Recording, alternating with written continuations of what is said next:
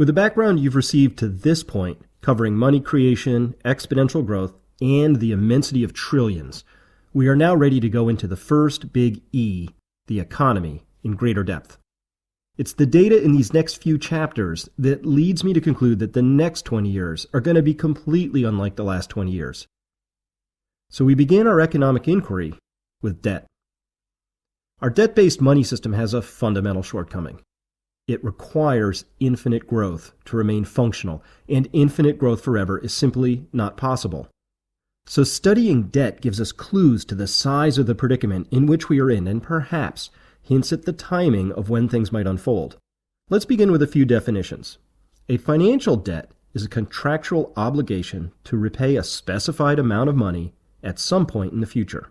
The concept of debt is thoroughly characterized within the legal system, so we can say that a debt is a legal contract providing money today in exchange for repayment in the future, with interest, of course. Debt comes in many forms. Auto loans and mortgage debt are known as secured debts because there's a recoverable asset attached to the debt. Credit card debt is known as unsecured because no specific asset can be directly seized in the event of a default. For you and I, there are only two ways to settle the debt: pay it off or default on it. But if you have a printing press like the government does, a third option exists: printing money to pay for the debt. This third method is a poorly disguised form of taxation, since it forcefully removes value from all existing money and transfers that value to the debt holders. I view it as a form of default, but one that preferentially punishes savers and those least able to bear the impact of inflation. The pure debt obligations of the U.S. government, as of December 2013, stand at more than $17 trillion. And this is only the debt. Once we add in the liabilities of the U.S. government, chiefly Medicare and Social Security obligations, we get a number that is 5 to 8 times larger than that. We'll be discussing these liabilities in a future chapter, so that's all I'm going to say about them right now. Here, we are simply focused on debt. And it's enough to know that debt is only a part of the whole story. Okay, next, this is a chart of total U.S. debt. That's federal, state, municipal, corporate, and private debts in the red line, compared against total national income in the yellow line. The total debt in the United States at the end of 2013 stood at over $57 trillion. That's 57 stacks of $1,000 bills, each of which is 67.9 miles high. Now, if we adjust these debt levels for both population and inflation over time, so we're comparing apples to apples, we find that in 1952, there was the equivalent of $76,000 of total debt per person, and that today, the number is $183,000. At $183,000 per head, this means that today, the average family of four in America is associated with roughly $735,000 of debt. This is now more than twice as high as back when a single income was sufficient to sustain an average family. This is a useful way to look at our debt loads because it doesn't really matter if the debt is owed by a government agency or corporation or an individual, because these are really the debts of our country, and all debts get paid through the actions of people. So examining the debts on a per capita or household basis gives us a sense of the situation. Can debts forever grow faster than the incomes that service them? Can the average household earning a bit more than $50,000 realistically pay back nearly $750,000 in debt? The answers to both of these questions is no and almost certainly not, respectively. Now, am I saying that all debt is bad? Nope, not at all. Time for another definition. Debt that can be best described as investment debt provides the opportunity to pay itself back. An example might be a college loan offering the opportunity to earn a higher wage in the future. Another would be a loan to expand the seating of a successful restaurant. In the parlance of bankers, these are examples of self-liquidating debt, meaning that the loans boost future revenues and therefore have a means of paying themselves back. But what about loans that are merely consumptive in nature, such as those taken out for a fancier car, or for vacations, or for more war materiel? These are called non-self-liquidating debts because they do not generate any additional future revenue. So not all debts are bad, only too much unproductive borrowing is bad.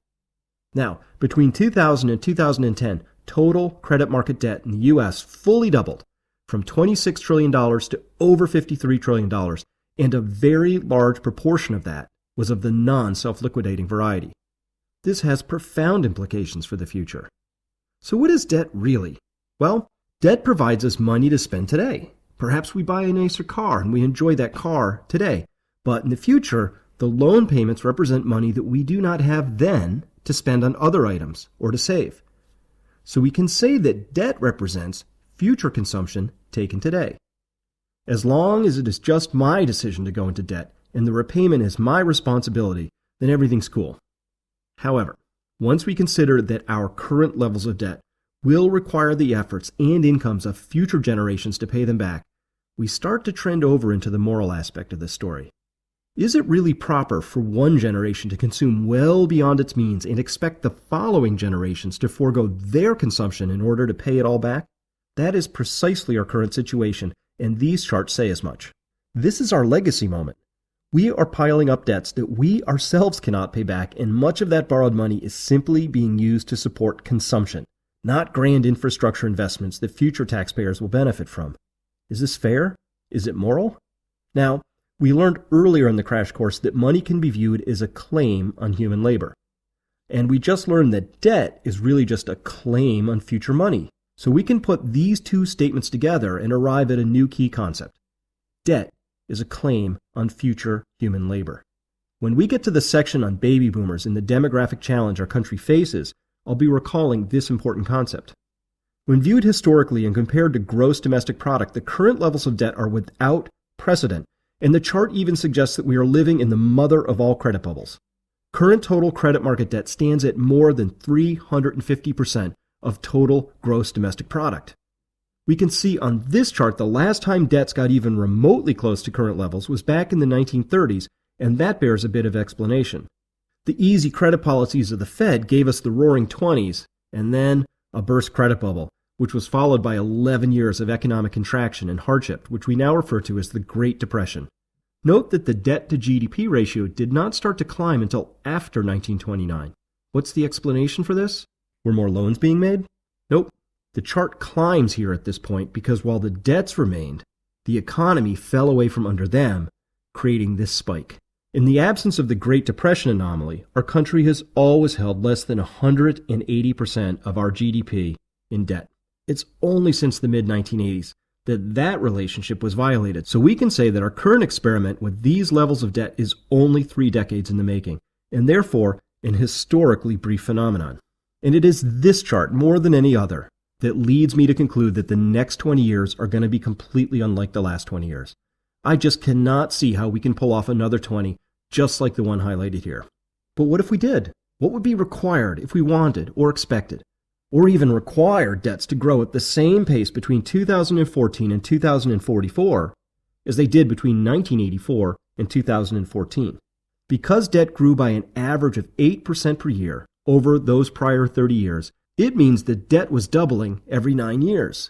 If we somehow managed to continue that 8% rate of growth over the next 30 years, we would discover that total U.S. credit market debt would then stand at more than $570 trillion, or $520 trillion higher than today. What would we borrow that much money for? Total student borrowing is only $1 trillion. All credit cards, maybe $2 to $3 trillion. The entire residential real estate mortgage market is in the vicinity of $10 trillion. Put all those forms together and you don't even come up with the 20 in the number 520 trillion. Okay, back to this chart. Based on the shape of this chart, our entire financial universe has made a rather substantial and collective assumption about the future. Because a debt is a claim on the future, each incremental expansion of the level of debt is an implicit assumption that the future will be larger than today, which means there is a very profound assumption baked right into this debt chart, and that is the future will be larger than the present. Here's what I mean. A debt is always paid off in the future, and loans are made with the expectation that they'll be paid back with interest. If more credit is extended this year than last, then that means there's an expectation, an assumption, that the ability exists to pay those loans back in the future. Otherwise, the loans would not be made. Now, given that our debts are now over 350% of GDP, there is an explicit assumption here that the future GDP is going to be larger than today's. Much larger. More cars sold, more resources consumed, more money earned, more houses built, all of it All of it must be larger than today just to offer the chance of paying back the loans we've already taken out. But each quarter we see that new debts are being made at a rate roughly 5 to 6 times faster than growth in the underlying economy, which means that we're still piling up the assumption that the future will be bigger than the present. Even with a fairly optimistic assessment of future growth, this trajectory is unsustainable. Our banks, pension funds, governmental structure, and everything else tied to the continued expansion of debt has an enormous stake in its perpetual growth. And so here we come to our next key concept of the crash course. Our debt markets assume that the future will be much larger than the present. But what happens if that's not true? What if the means to repay all those claims does not arrive in the future? Well, broadly speaking, if that comes to pass, there's only one result, with two very different means of making it happen. The result is that the claims, the debts, must be diminished somehow, if not destroyed. And the means by which that could happen involves either a process of debt defaults or by inflation. Now, the defaults are easy to explain. The debts don't get repaid, and the holders of that debt don't get their money back. Boom, claims are destroyed. And inflation is the means to diminish the current and future claims. The inflation route can be confusing, so think of it this way. What if you sold your house to someone and elected to hold the note, the debt, for say $500,000? The terms call for the note to be repaid all at once in 10 years as a single payment of $650,000. So you get your principal and some interest. Well, what if in 10 years you got paid your $650,000 right on time, but time has reduced the purchasing power of those dollars so much that $650,000 will only buy this house? You got paid all right, but your claim on the future was vastly diminished by inflation. In the default scenario, your money is still worth something, but you don't get it back. In the inflation scenario, you get it back, but it hardly buys anything. In both cases, your future earning power was destroyed, so the impact is very nearly the same, but the means of achieving it are wildly different. So the questions you need to ponder for yourself are, have too many claims been made on the future? And if the answer to that is yes, will we face inflation or defaults as the means of squaring things up? You will arrive at wildly different life decisions depending on whether you answer yes or no to the first question, and inflation or defaults for the second question. So they are well worth pondering. All right, here's what we've learned. 1. Debt is a claim on future human labor. 2. Per capita debt has never been higher. We are in truly unprecedented territory in this country. 3. Debt has increased by $26 trillion in the first decade of the millennium, and most of it was consumptive debt. 4. And finally, our debt markets assume that the future will be much larger than the present. That last insight plays in two critical areas that are coming up in future chapters of the Crash Course. Our entire economic system, and by extension our way of life, is founded on debt. And debt is founded on the assumption that the future will always be bigger than the present.